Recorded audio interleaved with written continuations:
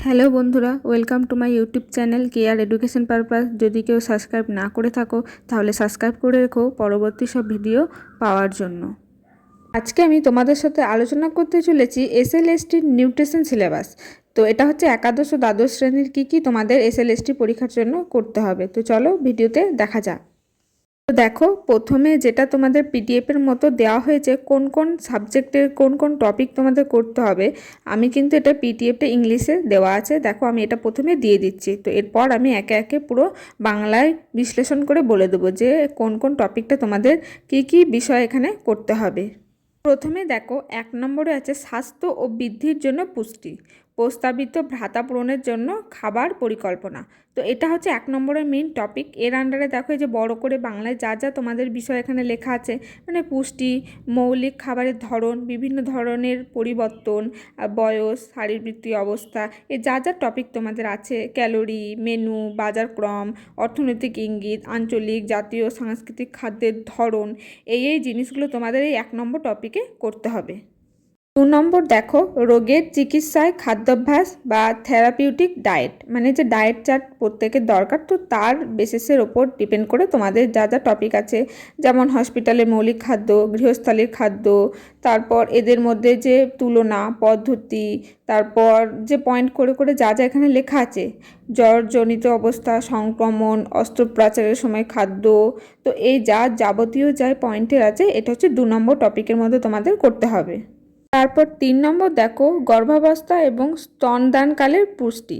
এখানের মধ্যে দেখো গর্ভাবস্থা পুষ্টির চাহিদা, গর্ভাবস্থায় খাদ্য নির্বাচন, খাদ্যাভ্যাসের সাথে সম্পর্কিত জটিলতা, প্রসবনকালীন খাদ্যাভ্যাস, যা যা করণীয়, তো সেই টপিকগুলো তোমাদের 3 নম্বরে করতে হবে।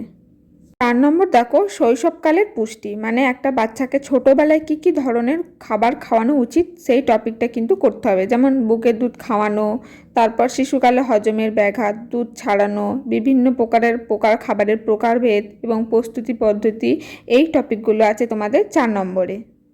5 নম্বরে বৃদ্ধির জন্য পুষ্টি, মানে বয়সের তুলনায় যে বৃদ্ধি হয় মানুষের, মানে বয়সে যে বাড়ে, সেই বৃদ্ধিটার জন্য কি ধরনের খাদ্যাভ্যাস করা উচিত।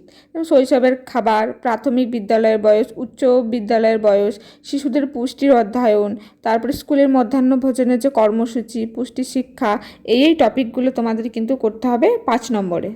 6 নম্বরে আছে দেখো, জেরিয়াট্রিক পুষ্টি। এখানে কি করতে হবে?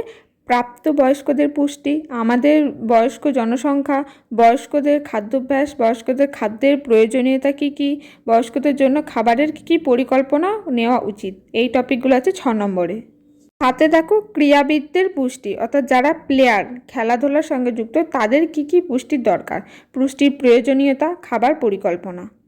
8 নম্বর দেখো, গ্যাস্ট্রোইন্টেস্টাইনাল ট্র্যাক্ট আর লিভার এবং পিওথলির রোগ, যে রোগগুলো আমাদের এইসব কারণের জন্য সৃষ্টি হয়, অর্থাৎ গ্যাস্ট্রিক ও লিভারের দ্বারা, তার যে তোমাদের যে সংক্রমণ বা এর খাবারের পরিকল্পনা, ব্যবস্থা, হজমের পথ, রোগ নিরাময় পদ্ধতি, এই পদ্ধতিগুলো তোমাদের এখানে করতে হবে। এখানে কী আছে দেখো, peptic ulcer, gastritis, diarrhoea, colitis, তারপরে কোষ্ঠকাঠিন্য, পেট ফাঁপা, এই রোগগুলো তোমাদের এখানে যে খাদ্যাভ্যাসের পরিবর্তন, সেটা তোমাদের 8 নম্বরে করতে হচ্ছে।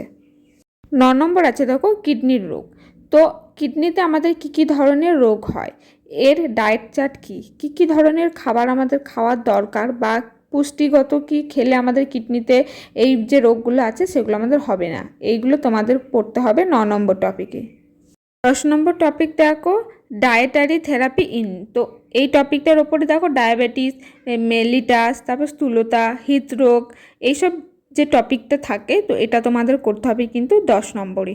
তো এই 10টা টোটাল টপিক কিন্তু তোমাদের এসএলএসটি নিউট্রিশন যে সিলেবাস আছে একাদশ ও দ্বাদশ শ্রেণীর জন্য, তো তোমাদের এই সব কিছু কিন্তু এই টপিকটার উপর করতে হবে। তো যদি কোথাও কোনো বুঝতে অসুবিধা থাকে আমাকে কমেন্টে জানিও, আর অন্য কোনো টপিকের ওপর ভিডিও চাইলে তোমরা আমাকে অবশ্যই জানিও। যদি ভিডিও ভালো লাগে একটি লাইক করে দিও। আজকের ভিডিওটা এই পর্যন্তই। আর যদি চ্যানেলে নতুন হয়ে থাকো, চ্যানেলটি সাবস্ক্রাইব করে পাশে থেকো এই বিভিন্ন ধরনের আপডেট পাওয়ার জন্য।